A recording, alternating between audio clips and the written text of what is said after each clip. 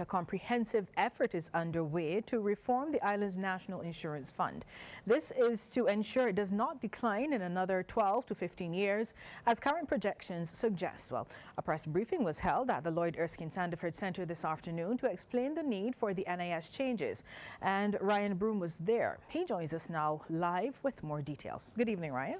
Well, good evening, Lisa. A combination of suggestions are expected to be put forward by a number of individuals, interest groups and entities, including ordinary Barbadians, to come up with realistic solutions to the NIS problems.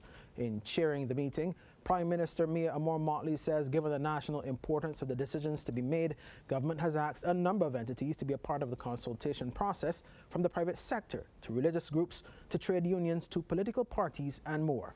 Well, meanwhile, Actuary Derek Osborne has made it clear the scheme can fully meet all of its obligations at present. However, he says, with a situation where more Barbadians are dying on an annual basis than being born, intervention must be made now to ensure the scheme will continue to thrive well into the future.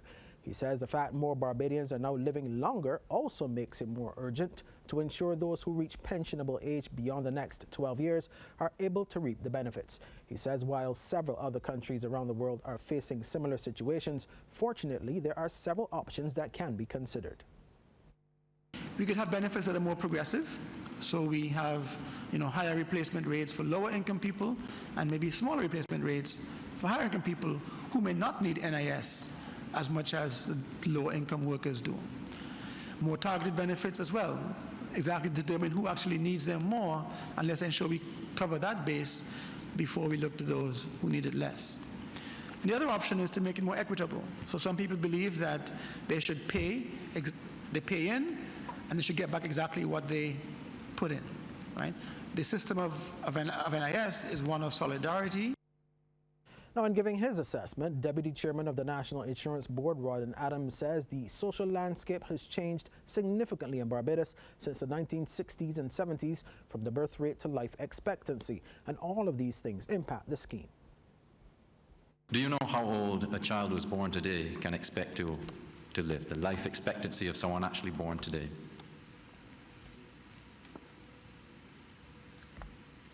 Right, I heard someone whisper something over there. Of a Barbadian. Yeah, talking only about Barbadians.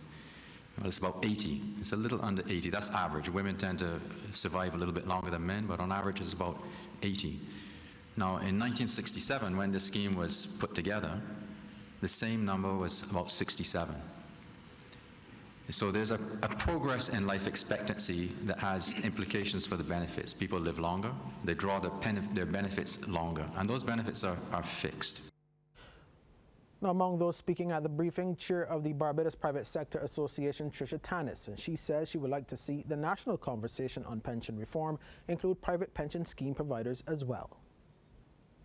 What is clear is that beyond the conversation on national insurance funding is that we need to have a broader national conversation on pension reform as well. And essentially it needs to form part of the financial literacy that we speak of.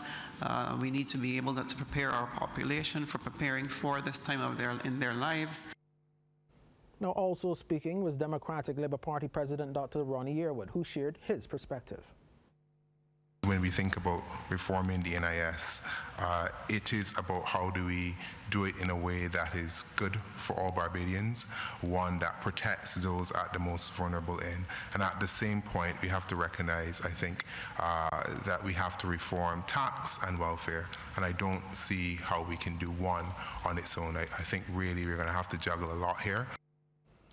The Prime Minister Mia Amor-Motley has reiterated that the country is nowhere near a crisis situation at present.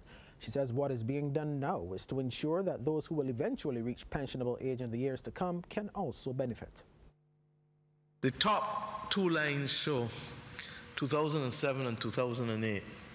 And in 2008, Barbados had 128,204 contributors to the NIS scheme.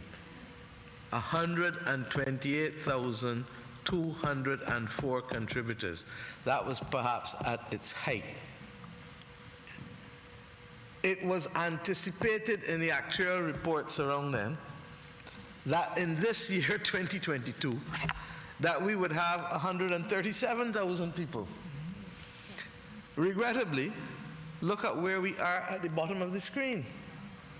We now have, for sure at the end of last year, 105,585, with a further projected decline to 104,000.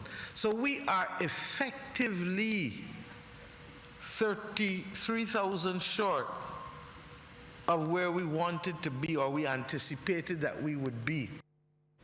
The Prime Minister says many hands make light work, hence the inclusion of as many groups and individuals as possible to inform the decisions to be made about the scheme. Well, meanwhile, Labour Minister Colin Jordan says government will be seeking to solicit the suggestions of all Barbadians in the coming weeks. And to this end, an email address has been set up at suggestions@bginis.gov.bb. And he says town hall meetings will also be held at various places around the island to garner as much public input as possible. Suggestion boxes will also be placed at set locations to be named in every parish as well as the Frank Walcott building. So Lisa, there you have it, a comprehensive effort underway to reform our island's national insurance system.